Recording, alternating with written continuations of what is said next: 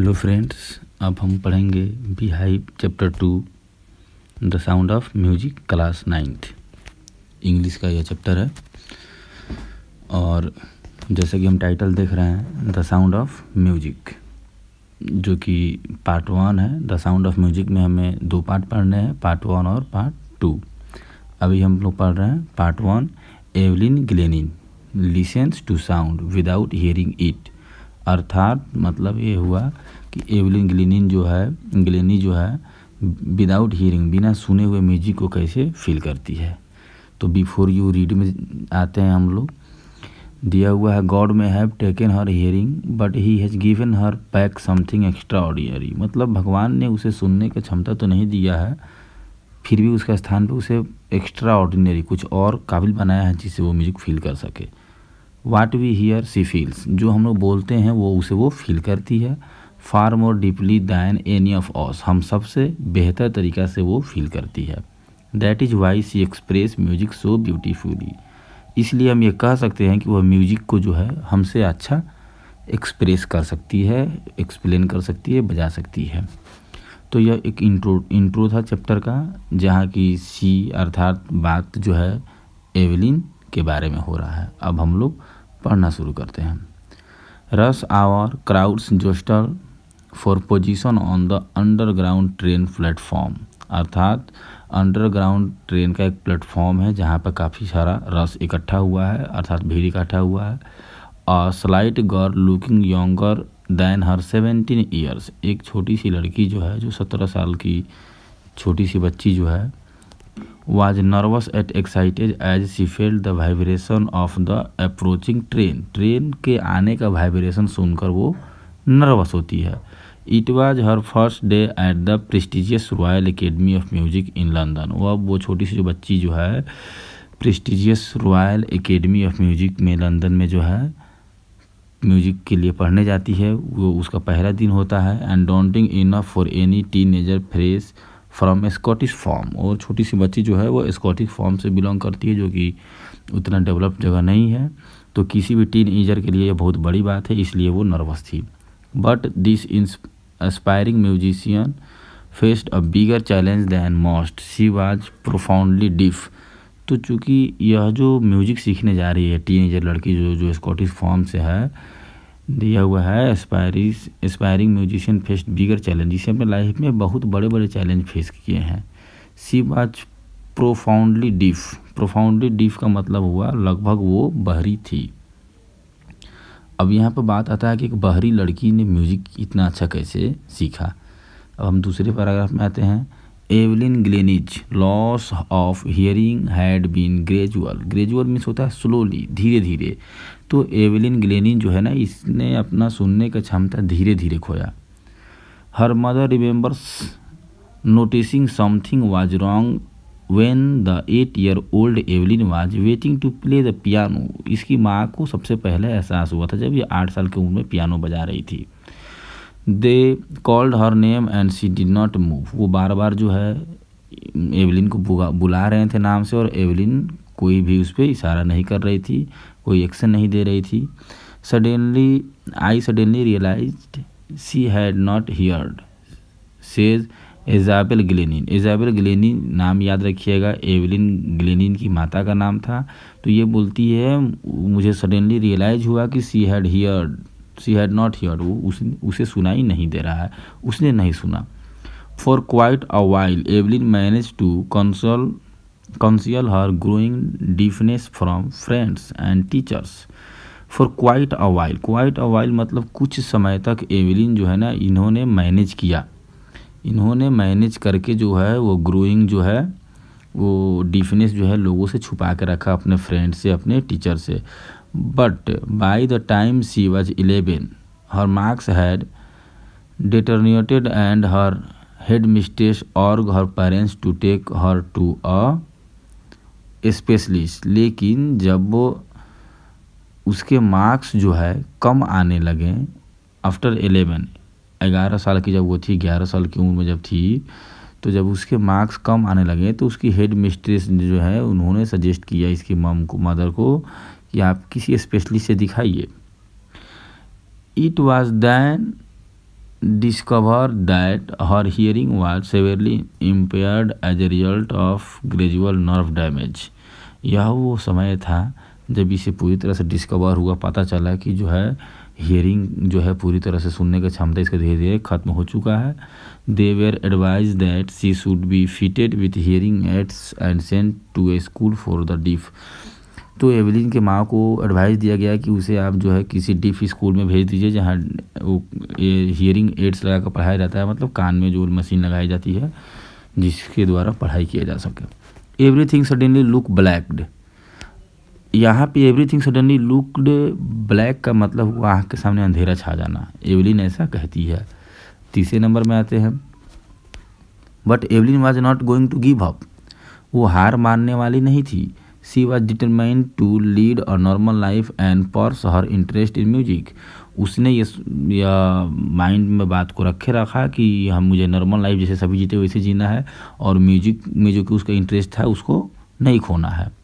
One day she noticed a girl playing a xylophone and decided that she wanted to play it too. एक दिन इसने देखा कि एक लड़की जो है जाइलोफोन बजा रही है, तो उसको देखने के बाद इसने भी डिसाइड किया कि मुझे भी बजाना है। Most of the teachers discourage हर। बहुत सारे टीचर्स थे वहाँ पर, सबने इसे माना किया, इसका हौसला इन्होंने गिराया कि नहीं। बट प्रिकॉशनिस्ट रॉन फॉब्स, अब नाम याद रखिएगा, रॉन फॉब्स एक प्रिकॉशनिस्ट है। प्रिकॉशनिस्ट का मतलब ये होता है वैसा इंसान जो कि ड्रम तबला ये सब जो बजाता है। तो इसने, जिनका नाम था रॉन फॉब्स, इन्होंने स्पॉटेड हर पोटेंशियल। इन्होंने एवलिन को देखा और उसके अंदर को क्षमता को पहचाना। He began by tuning 2 large drums to different notes. उन्होंने 2 बड़े बड़े ड्रम्स को 2 तरीके से बजाया। Don't listen through your ears he would say, try to sense it some other way. उन्होंने एवलिन से कहा कि इसे सुनने का कोशिश मत करो, किसी और माध्यम से इसे फील करने का कोशिश करो। Suddenly I realised I could feel the higher drum from the waist up and the lower one from the waist down. तो एवलिन कहती है तब मुझे सडनली फील हुआ कि हायर जो ड्रम का जो हायर पिच है वो वेस्ट के ऊपर से मैं फील कर रही हूँ और लोअर वाला वेस्ट के डाउन लेवल्स में फील कर रही हूँ। वेस्ट मीन्स कमर के ऊपर, कमर के नीचे से। Forbes repeated the exercise. Forbes ने इसे बार बार रिपीट किया। And soon Evelyn discover that she could sense certain notes in different parts of body. और धीरे धीरे एवलिन को रियलाइज़ हुआ कि बॉडी के डिफरेंट पार्ट्स से वो म्यूजिक को नोट कर पा रही है, फील कर पा रही है। I had learn to open my mind and body to sound and vibration. ये बोल रही है I had learn to open my mind. मैंने अपने माइंड का यूज करके एंड बॉडी का यूज करके साउंड और वाइब्रेशन को फील करना शुरू कर दिया, ना कि ईयर का। The rest was sheer determination and hard work. और उसके बाद जो भी हुआ, मतलब जो भी इन्होंने अपने लाइफ में सफलताएं प्राप्त की, जो भी की, वो सब हार्ड वर्क और डिटर्मिनेशन का मतलब होता है लगन के कारण हुआ। और 4 नंबर पर हमें आते हैं, she never looked back from that points onward. उसके बाद उन्होंने पीछे मुड़ के कभी नहीं देखा। She toured the United Kingdom with a youth orchestra. She toured the United Kingdom with a youth orchestra and by the time she was 16। जब वो 16 ईयर्स की थी तो उन्होंने यूनाइटेड किंगडम में एक ऑर्केस्ट्रा को ज्वाइन किया। She had decided to make music her life. उन्होंने म्यूजिक को अपना लाइफ बनाने का डिसाइड किया। She auditioned for the Royal Academy of Music and scored one of the highest mark in the history of academy. Royal Academy में इन्होंने audition दिया music का और इनको जो मार्क्स प्राप्त हुआ उससे पहले आज तक रॉयल एकेडमी में उससे ज़्यादा मार्क्स आज तक किसी का भी नहीं आया था। तो उन्होंने वहाँ पे एक रिकॉर्ड बनाया। She gradually moved from orchestral work to solo performance. उन्होंने जब वो ऑर्केस्ट्रा वर्क को छोड़ के सोलो परफॉर्मेंस देना शुरू कर दिया। सोलो परफॉर्मेंस मतलब खुद से स्टेज पे जाकर परफॉर्मेंस देना शुरू कर दिया। At the end of her 3 year course, 3 साल के कोर्स के बाद, she had captured most of the top awards. 3 साल के कोर्स के बाद उन्होंने वर्ल्ड के जो भी टॉप अवार्ड जो हैं, जो कि म्यूजिक से रिलेटेड होते, सभी उन्हें मिला। एंड फॉर ऑल दिस, और इन सब के लिए Evelyn would not accept any hint of heroic achievement. इसे कोई बहुत बड़ा हीरोइक या अचानक आया हुआ इन्होंने अचीवमेंट नहीं माना कि ऐसा ही मिल गया। इनका मानना था if you work hard and know where you are going. अगर आप हार्ड वर्क करोगे और आपको पता है आप किस डायरेक्शन में कर रहे हो, अगर डायरेक्शन सही है, यू विल गेट देयर, आपको ज़रूर मिलेगी सफलता। And she got right to the top the world's most soft after multi precautionist with a mastery of some thousands instrument and hectic international schedule। तो उसके बाद बताती है कि इन्होंने उसके बाद इनको जो है ना प्रिकॉशनिस्ट मल्टी प्रिकॉशनिस्ट मतलब एक से ज़्यादा इंस्ट्रूमेंट, हर तरह का इंस्ट्रूमेंट्स का इनको मास्टरी मिल गया। ये हर तरह के इंस्ट्रूमेंट्स को बजा पाती थी, हर तरह के म्यूजिक को बजा लेती थी। और उसके बाद एंड हेक्टिक इंटरनेशनल शेड्यूल, और इनका शेड्यूल जो था काफ़ी बिजी रहा, मतलब हमेशा कहीं ना कहीं परफॉर्मेंस देते रहती थी। It is intriguing to watch Evelyn function so effortlessly without hearing. अब जो है ना एवलिन के इस अचीवमेंट को देखकर किसी को भी आश्चर्य लगता था। इन आवर 2 आवर डिस्कशन, हमारे 2 घंटे के डिस्कशन में सी नेवर मिस्ड अ वर्ड, उसने कोई भी वर्ड मिस नहीं किया। मैन विथ बसी beard give me a trouble. अब जो एवलिन जो बोलती हैं कि दाढ़ी वाले जो इंसान जो थे उनसे इनको बात करने में ट्रबल होता था। क्यों होता था? तो ये देख लीजिए दोस्तों, यही एवलिन है जो कि म्यूजिक बजाती थी। और यहाँ पर दिया हुआ it is intriguing to watch Evelyn functioning effortlessly without hearing. बिना सुने हुए एवलिन को म्यूजिक बजाना फील करना काफ़ी स्ट्रेंज लगता था। ये बात राइटर ने बोला है। Not just watching the lips. अब एवलिन बोलती है, चूँकि पिछला पैराग्राफ में मैंने बताया कि दाढ़ी वाले लोगों से बात करने में इनको थोड़ा प्रॉब्लम होती थी। क्यों होती थी? क्योंकि it is the whole face specially the eyes, she speak flawlessly with a Scottish lilt. तो चूँकि बिकॉज ऑफ बियर्ड के कारण वो उनके लिप्स को नहीं पढ़ पाती थी। और it's the whole face specially the eyes she speak. और यह जो है ना अपने आइज के एक्सप्रेशन या दूसरों के आइज के एक्सप्रेशन को देखकर ये अपने स्कॉटिश लिस्ट, मतलब थोड़ा सा तो मदर लैंग्वेज आ ही जाता है चूँकि स्कॉटलैंड से थी, तो उस तरह से ये बोलती थी। My speech is clear because I could hear till I was 11। अब ये बताती है कि मैं डीफ होने के बाद भी अच्छे से क्यों बात कर लेती थी लोगों से, क्योंकि ये बताती हैं कि जब ये 11 साल की थी तब तक इनको थोड़ा थोड़ा सुनाई देता था, तब तक इन्होंने लैंग्वेज सीख लिया था। She says but that does not explain how she manage to learn French and master basic Japanese. लेकिन उन्होंने ये नहीं बताया कि उन्होंने फ्रेंच लैंग्वेज या जैपनीज लैंग्वेज को कैसे इन्होंने सीखा। As for music she explain it pops through every part of my body. अब ये म्यूजिक को लेकर बताती है कि इनके पूरे बॉडी में म्यूजिक भरा पड़ा है। मीनिंग्स मतलब बॉडी पार्ट से ही ये म्यूजिक को फील करती थी। इट टिंगल्स का मतलब ये होता है सेंसेशन, मतलब it tingles in my skin के थ्रू मुझे पता चलता था। My cheek bones and even in my hair, मतलब ओवरऑल समझे तो स्किन हुआ, हेयर हुआ, चेक बोन्स हुआ, इन सभी पार्ट्स से वो म्यूजिक फील करती थी। When she play the xylophone, she can sense the sound passing off the stick into her fingertips। और जब वो जाइलोफोन बजाती थी तो म्यूजिक के धुन को, म्यूजिक को अपने फिंगर टिप्स के थ्रू फील करती थी। By leaning against the drums को बजाते समय she can feel the resonance flowing into her body. तो अपने बॉडी में जो उसके धुन को जो है ना, उसके इको साउंड का जो जैसे हम चिल्लाते हैं दोबारा वो हमको रिटर्न आता है ना, तो ड्रम के जो है ना इको को वो अपने बॉडी के थ्रू फील करती थी। यहाँ पे एक वर्ड दिया हुआ है रेजोनेंसेज का मतलब होता है साउंड की प्रतिलिपि, मतलब दोबारा वही साउंड सुनाई देना। तो अपने बॉडी के थ्रू वो ड्रम के साउंड को फील करती थी। On a wooden platform she removes her shoes. अब वुड वाले प्लेटफॉर्म पे जब वो शो करती थी अपने शूज़ को निकाल देती थी ताकि वो so that the vibration pass through her and bare feet end of her legs, ताकि वो जो म्यूजिक है उसके वाइब्रेशंस को वो क्या कर सके, अपने फीट के माध्यम से, लेग के माध्यम से फील कर सके। नॉट सरप्राइजिंगली, इसमें कोई आश्चर्य की बात नहीं है। Evelyn delights her audience, Evelyn जो है अपने ऑडियंस को काफ़ी खुश करती थी। In 1991 she was presented with the Royal Philharmonic Society prestigious soloist of the year award. इस इनसाइट को याद रखिएगा, 1991 में उन्हें Philharmonic Society prestigious soloist award मिला था, मतलब सोलो आर्टिस्ट में 1 नंबर अवार्ड ये होता है। She says master percussionist James Blades जो है एक काफ़ी अच्छे खासे प्रिकॉशनिस्ट थे।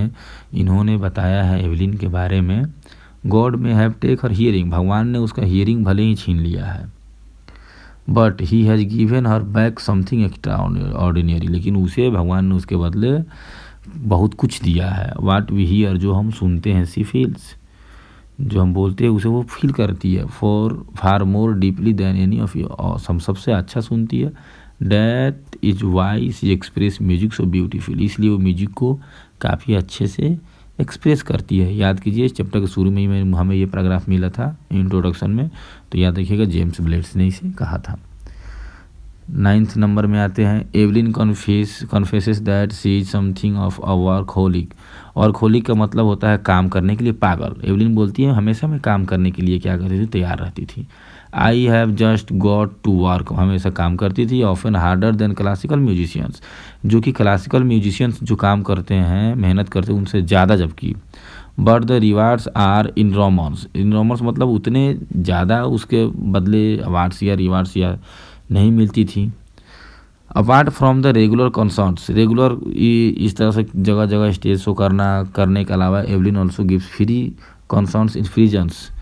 तो इसके अलावा एवलिन जेल्स में जाकर, हॉस्पिटल्स में जाकर यह जो है वो सॉन्ग करती थी, प्रोग्राम करती थी, ताकि वहाँ के जेल्स में या हॉस्पिटल्स के जो लोग हैं वो इंटरटेन हो सके।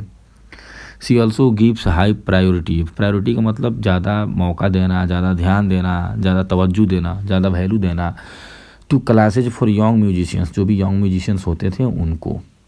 एंड रिचलिन of the Beethoven fund for deaf children, and रिचलिन of the Beethoven fund for the deaf children sees shining inspiration of deaf children. They see that there is nowhere that they cannot go। तो N रिचलिंग के बारे में बताया जा रहा है, जो कि डीफ लोगों के लिए फंडिंग करती थी। तो वो एवलिन के बारे में बोलती है कि इन्होंने डीफ लोगों के लिए एक अलग दुनिया खोल दिया, ये डीफ लोगों के लिए एक इंस्पिरेशन है। Evelyn Glennie has already accomplished more than most people twice her age. Glennie के बारे में बताया जा रहा है कि अपनी एज में उतना कमा चुकी है, उतना नाम कमा चुकी है जितना कि इनसे दुगुनी एज वाले लोग भी नहीं कमा पाए हैं। She has brought percussions to the front of the orchestra and demonstrated that it can be very moving. She has giving inspiration, तो ये इन्होंने ऑर्केस्ट्रा में काम किया, वहाँ से ये आगे बढ़ी, तो वहाँ ऑर्केस्ट्रा में काम करने वाले लोगों के लिए भी एक इंस्पिरेशन है, जब आगे निकल सकते हो। सी हैज़ गिवन इंस्पिरेशन, इन्होंने यह इंस्पिरेशन है उन लोगों के लिए जो कि हैंडीकैप्ड है, जो कि सोचते हैं उनका लाइफ खत्म हो चुका है, उनके लिए बहुत बड़ी इंस्पिरेशन है Evelyn. People who look to her and say, लोग जो है उसको देखते हैं और कहते हैं if she can do it, और वो कर सकती है तो आई कैन, हम भी कर सकते हैं। And not the least she has given enormous pleasure to millions, इसके अलावा उन्होंने मिलियंस लोगों को आनंदित किया है अपने म्यूजिक के साथ। इसके राइटर जो हैं कौन है, यहाँ पर नीचे हम लोग देख रहे हैं ना, डेवरोज कॉले। तो इसके राइटर है डेवरे कॉले, जिन्होंने इस चैप्टर को लिखा है। ओवरऑल इस चैप्टर का थीम यही है कि एक हैंडीकैप लड़की इतना आगे निकल सकती है तो हम क्यों नहीं। थैंक यू वेरी मच, जुड़े रहिए हमारे यूट्यूब पेज चिंपू भैया से।